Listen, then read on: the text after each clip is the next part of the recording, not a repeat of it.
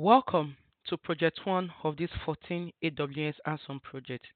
And in this first project, we'll be launching an EC2 instance, connecting to it, and also deploying an Apache um, web server on it. So let's go. What do we intend to achieve? Like I said earlier, we'll launch an EC2 instance, connect to the EC2 instance via SSH, and install a web server on it. So now let's go over to AWS console and carry out these actions. I have logged into my AWS console. I'll be increasing it for us to see better. Good. And here, I'll come here, type my EC2 instance. Now, the question is always, what is EC2 instance? It's a compute on the cloud that you can actually use to deploy your resources. So on our PDF, we have a guide on what to do. So I'll share the PDF with you and we'll follow it step by step on what to do. Here is our PDF. Project 1 launch and connect to EC2 instance. And what is it telling us? We should log into Amazon console, which we have already done here, right? And after that, it said when signing in, we should go to EC2 instance, then launch instance. Right now, I am in EC2 instance and I'm going to be clicking on launch instance. So we're just going to follow the PDF step by step. After going to the launch instance, so we are going to create an instance called my Linux server. So I'm just going to grab this, come here. What should be my instance name is going to be my Linux server. And what else do I need? Now it's telling me that the image should be an Amazon Linux image because the one that is of the free tier eligible, and my instance type should be T2 micro, and that's what I need. Then I need to create a key pair and a key pair. I need to download the key pair, and on the network I need to allow ports 22 and port 80. Port 22 is for me to be able to SSH into that instance, while port 80 gives me access from the internet to that instance, especially for the web server. So that's what we're going to be doing. I come over here, I put in the name of my instance, scroll down. Remember, we're using Amazon Linux, and which is the free tier eligible. So I'm picking my free tier eligibility. Then come down. Remember, we agreed that we're going to use T2 micro. So I'm going to leave it in T2 micro. Then for key pair, I'm going to create a key pair. I'll call the name of my key pair the same. I'll come here and say create a key pair. I'm going to call the name of my key pair the same name I call the instance, so that I will know where the key pair is coming from. And I want the PEM file, right? Now, let me quickly expatiate on this. If you are using a Windows machine, if your laptop is a Windows machine and it's a older form of Windows, when I mean older form from, I think Windows, I don't think people say use Windows 98, but Windows SP, I think Vista and whatever window, because from Windows 10 you can actually do SSH directly on your terminal. But if you are using any version other than Windows 10, you might need to download the ppk file and use putty to log in. But because we are not using Windows, I assume no one is using older version of Windows, because even now Windows have upgraded from Windows 10. They no longer support Windows 10. So we should just go with this PEM key, right? So I'm come here, create key pair. I have created the key pair. When you create it, it downloads to your system. Most time just goes directly to your download folder. So now that I've created it on the network, I'm just going to use the default. Right now we are not discussing VPC, so I'm going to be using my default VPC, right, and the default subnet.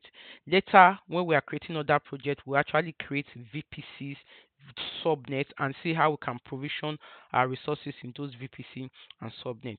Now remember that I want to allow SSH.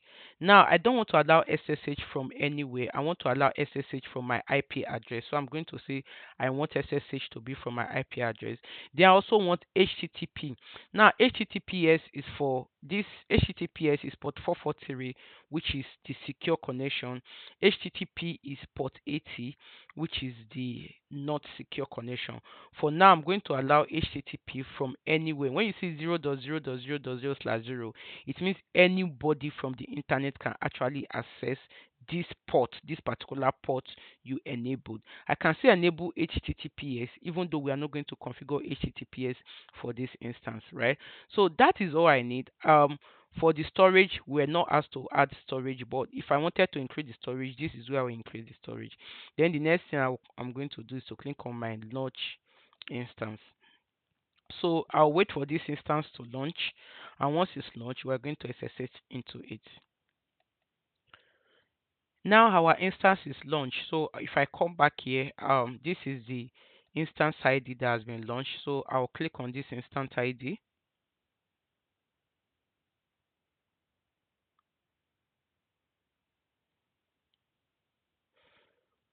Okay. And you can see our instance has been launched. Our instance is in the running state. You can just come here and click on instance to see all instance you have. But this is the instance we have. Although at this point it's initializing, it's still in the running state. So it's two things. I can connect to this instance in different ways. You click on click on this checkbox to show that this is the instance you want to connect to. If I come to security and you scroll down, you can see that on this security, I can connect to the port 22. Port 22 is actually um the port that you allow you to SSH. SSH means that you are logging into the machine directly. So for a Linux server, port 22 is for SSH. You SSH into it. For a Windows server, you RODP into it. Windows server tends to give you a GUI, a GUI interface that you can click just the way you have on your personal laptop. But for Linux, it's going to give you a pure terminal to work with. And here is enabling port 22. But look at it. This port 22 can only be accessed from my own IP address. If I've turned this on to 0.0.0, it means that if I grab the IP address of this machine and give to you, and I give you the key pair, you'll be able to log into this machine from anywhere. I don't want that. I want only me to be able to log into this machine. So that's why my IP is enabled. So there's an easier way to connect.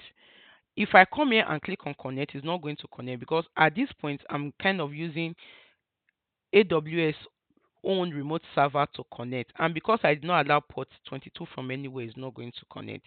So this is what I'm going to do. I'm going to click on connect, right? So we have different way to connect to instances, to EC2 instance. You see this EC2 connect, I can actually come here and click on connect, but like I told you, it's not going to connect. You know why? I did not enable SSH from anywhere or the IP of this Amazon instance I'm using, so I can't really connect from there. There's also what we call a session manager, whereby we can also use session manager to connect to. But then what we are going to be using is actually SSH, but there are other means of connecting. You can do research on that. There's also EC2 instance, but that's beyond the scope of this. The scope of this is for us to be able to use SSH according to our assignment is to actually use SSH to log in. So that's why we're going to be connecting through SSH. So this is what I'm going to do. You see this, it gives me an example. It's going to be SSH-I. This is actually the key pair I downloaded. This is actually the address of this machine I've logged in. So it's SSH my key pair, then the address of this machine. Sometimes it can actually be this is actually the user at the DNS name of this machine, right? So that's what we are going to be using. So I'm just going to copy this by clicking on this. Then I will open my terminal and we are going to connect to this machine. Now here is my terminal open. I'm going to cd into the directory of where my keypem is, meaning I'm going to point this terminal right now is in this my default user, but I want it to be in the download because I know that my keypem is in the download. So I will click on cd download.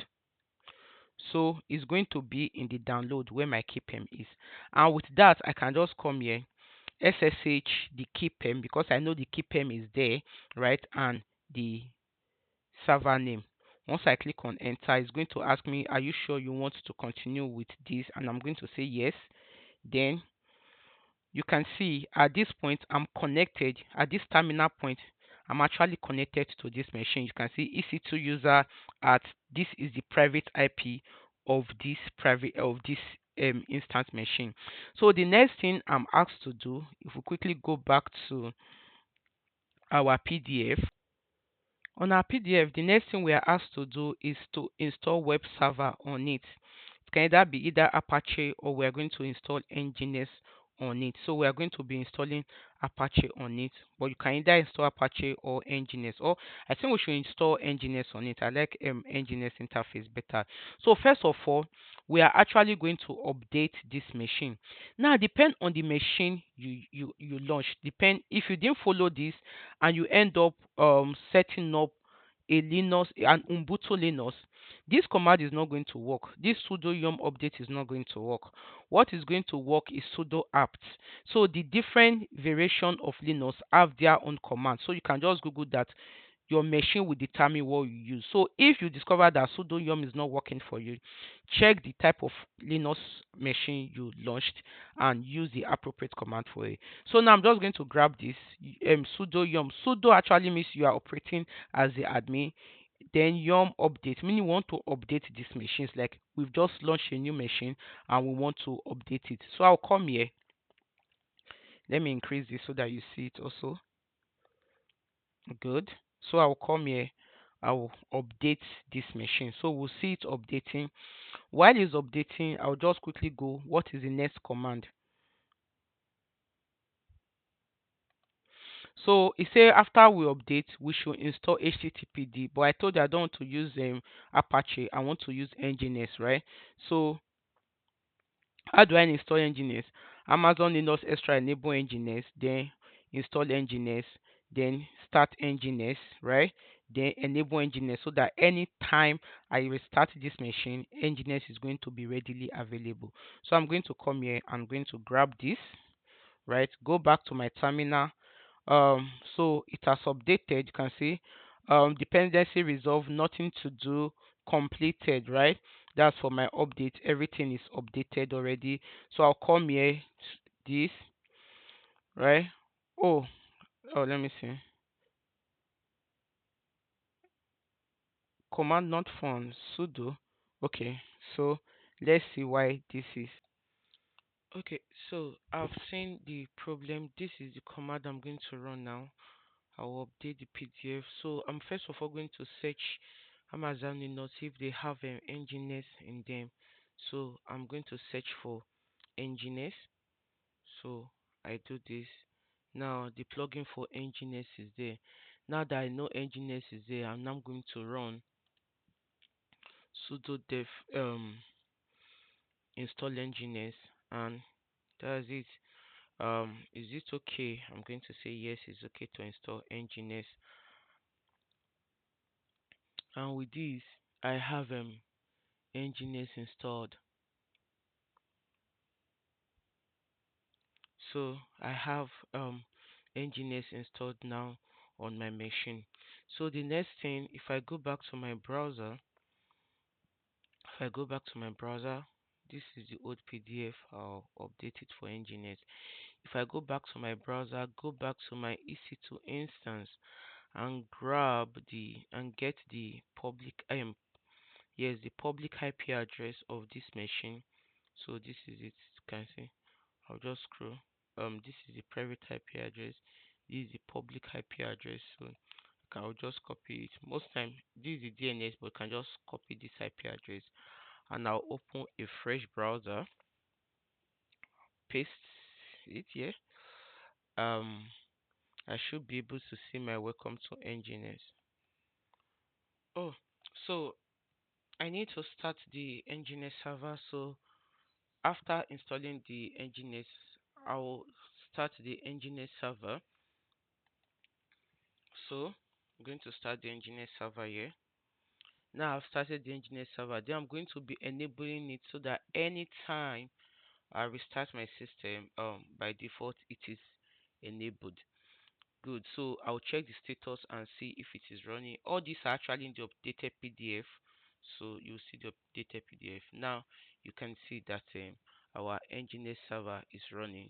So the next thing I'm going to be doing is to go to the browser, check for that IP address and see if Nginx installed. And we can see welcome to NGINX. So you can still choose to install Apache, but I choose to install NGINX server. So this is what is expected of us. Now the next step is I've done this with the console, but I expect you to do it with Terraform. So I will be going over to Terraform and also quickly set up an EC2 instance with Terraform so that we see how we can do that with Terraform. Then follow this process. Another thing you can do with your Terraform is to actually have what we call user data in Terraform so that as you are setting up the instance, the user data, what it does is that you give it instruction that, oh, as you are setting up this machine, these are the software you should install. So you don't need to manually SSH into the machine to start installing Apache or Nginx, because with the user data you can actually already have Nginx installed. So but quickly I'm just going to show you the Terraform and how we can actually use Terraform to set up this machine. The beauty about using Terraform to set up this machine is that when we destroy the machine and we want it back anytime, any day, all we just have to do is just to run that Terraform script again and it will run. But right now, if I go to console and destroy this machine and I need this machine again, I have to go over this entire process again, which is really not feasible with time. So that's why I always encourage to use Terraform. Terraform is key. As a cloud engineer, you need to know one, we call it infrastructure as code. You need to know one of the main infrastructure as code to be able to use to provision your server. So let me quickly show you Terraform now. So here is my Visual Studio Code and I have cloned this project. So these are actually the 14 projects we will be handling with our 14 AWS and some project, and these are in their Terraform state. So first off, let us quickly go back to the terminal, and I want at this time I want to delete this instance we created. So I'll just click on this instance. I'll come to instance state. Oh, sorry, let me refresh this. Yeah, I'll click on this instance, then come to action.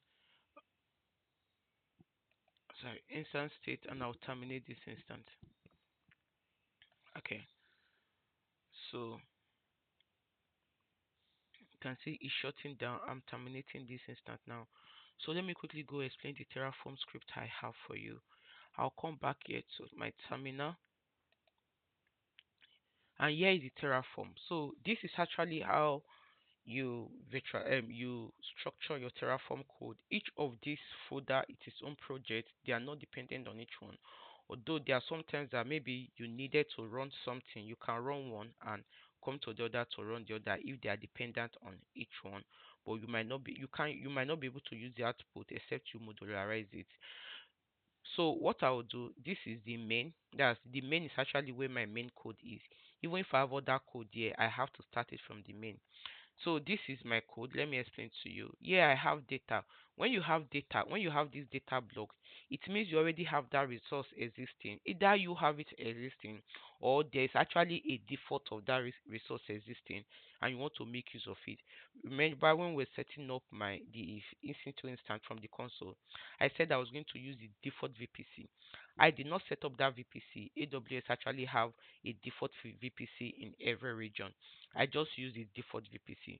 Also, AWS already have a lot of AMI, which is machine image, right? Amazon machine image. Machine image is like the operating system you want to have in the computer you are setting up. So AWS already have their default AMI. I'm not going to create any machine image. Although there are sometimes that you might need to create an image, maybe to add or build something on it, so you can use it to create an image. But right now, what I'm simply doing, when you see this word data, meaning I'm importing what is already existing, right? So at this point, what I'm simply doing is importing Amazon AMI.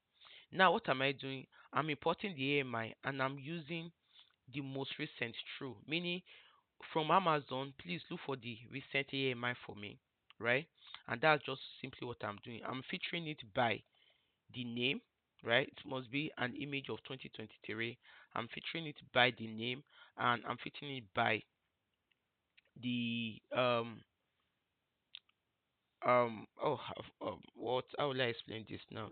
the type, right? You know, when you have your system, you have, oh, it's a 64-bit operating system or it's a 32-bit operating system, right? So by the time, so that's just what I'm doing here.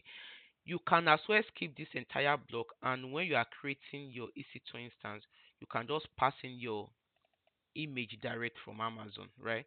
You can just go to Amazon console. Let me quickly show you what I'm talking about. So I'll come here to the console. Let me click on launch EC2 instance. This is just the value I'm telling you. Let me see. Yeah. So if I'm launching an EC2 instance, right? Depend on the region I am. Different image have different regions. So let me quickly change this region. I like using London for some reason. So I'm going to change the region here to London. Oh, it's quite slow. So yeah, London is EU West 2. So if I change it here to London, mm, just going to zoom it out again so that you see what I'm talking about. Good. So if I change it here to London, see the image I'm talking about. You see AMI. These are the image I'm talking about. Every machine have their own image. So you see, these are what I'm talking about. You can see this Amazon Linux, Amazon Linux, Amazon Linux. If I'm changing to Ubuntu, you see, these are Ubuntu Linux. So this is the AMI I'm talking about. Then you can just, any AMI you want, you can just come and just manually grab this AMI, right? Skip this entire block altogether. Skip this entire block altogether. This is just me featuring for the latest image, right? Because image gets updated. Script the entire block, and when you see this AMI, just come and paste the value of the AMI I want here, right? But I'm just doing this to filter the AMI. Then the next thing also, I have a data block for VPC. What I'm simply doing, I'm using the default VPC. Can you see it now? Default is true. But if you have your own VPC, you don't need to do it this way. You can just create your own VPC, or call your VPC name. That's data WVPC. Give it a name. Then what is the name? You can just say name. Then the name of your VPC you already have existing in this region, and you'll be able to use that VPC. The next thing is I'm creating a security group. Remember, we need to create a security group. This is my ingress. That's this my SSH. Remember to access the machine, right? This is my SSH, which is port 22. Right now I'm saying it should be allowed from anywhere in the internet, but remember when we're working from the console, AWS console, we change it to be my IP. So here I can just say come and change it to be just my IP address, right? Then port 80, we say we want it from anywhere. In the same way, ingress is what you want to be able to have access to the machine. Egress is what you want the machine to, as in out, egress out, ingress in. These are the things that come in. These are the way you can enter this machine, more like the doors that this machine open for you to enter. Why egress is the machine should be able to go out into the world, update or do whatever it wants to do. I can as well say add another ingress here, so I can just grab these blocks here, grab this block, right? Have another ingress. Remember, we also opened them ports. So instead of 80, I'm going just to change this one to 443. 443 is for HTTPS. Remember, like we said before. So that's it from the internet.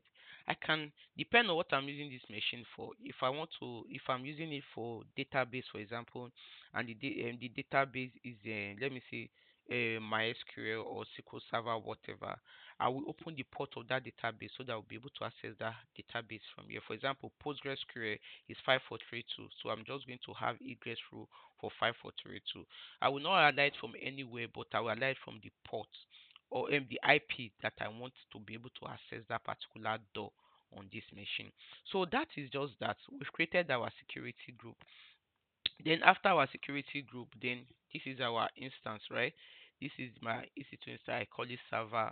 This this is not the name that it will show when you create it. No, this is the name that Terraform uses as identifier, right? So yeah, like I've explained this AMI to you before, which is the machine image or the operating system that you are using. Instance type, we have T2 micro. Now you can see, I know if you are new to Terraform, you are saying var. This var simply means is a variable, right? And if you come to this variable, you actually see all the variable I've declared. So you declare variable region. This is me declaring my region and setting the default. This is my default region, right? Mean this way is going to um create this machine on, right? I'm also setting instant type as a variable. This is my default. It therefore means that if I wanted a different instant type, once I come here and change it, when I run this Terraform again, it's going to give me the instant type that I've put, not T2 micro anymore. It can be anyone. You can see my AMI ID. AMI ID default, I sent it to an empty string because I'm already featuring there, right? So this is actually how you declare variable. Then key name. That's for the, remember when we were creating on the console, we created a key pair to be able to access it. Key name for now, I just say none. But you can actually put the name of your key. I can put the name of that key I created before. I can put that key back here. So that is it. Then of course our Terraform version, the required version, the provider, that is all we need for this. Then of course there's a detailed readme file of how to actually be able to do this. Back to this, I was telling you about the user data block. So with this user data, I've already installed NGINX server here, and I don't have to log in to install the NGINX user data again. So let's run this code and see how it works. So what am I going to do next? I'm just going to open my terminal. Just come here, open my terminal, and I'm going to make sure I'm in this project directory, right? So I'm going to cd project one because I have a lot of projects here. So I'm going to say project one and I'm in EC2 instance. Now I can just start Terraform init. I have a video covering that already. Terraform init is to actually to be able to initialize the project. So I'm going to run my Terraform init. Then of course the next one is Terraform. You can do Terraform plan to see what it's going to do. But if you do Terraform apply is going to still show you the plan, then it's going to apply it. So let's wait for it to init, then we'll just do Terraform apply directly, but we'll not see auto, as in will not auto apply it, which is the flag of yes, right? But we're going to do Terraform apply and it's going to show us the plan, what is going to install. Then after that we can just do Terraform apply and see. So now let's run Terraform apply.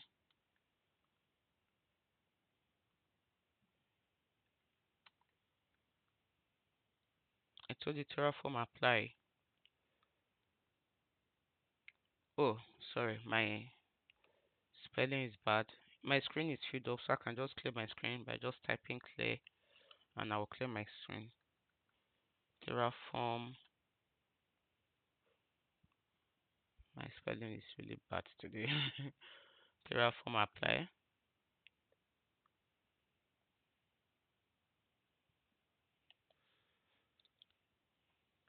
Here's our Terraform apply, and here are the things it's going to actually deploy for us. So going back, you can see after we run Terraform apply, you see, oh, this is what I'm going to apply. I'm going to create an instance, right? And when I create an instance, I'm going to, yeah, the CPU, everything we know.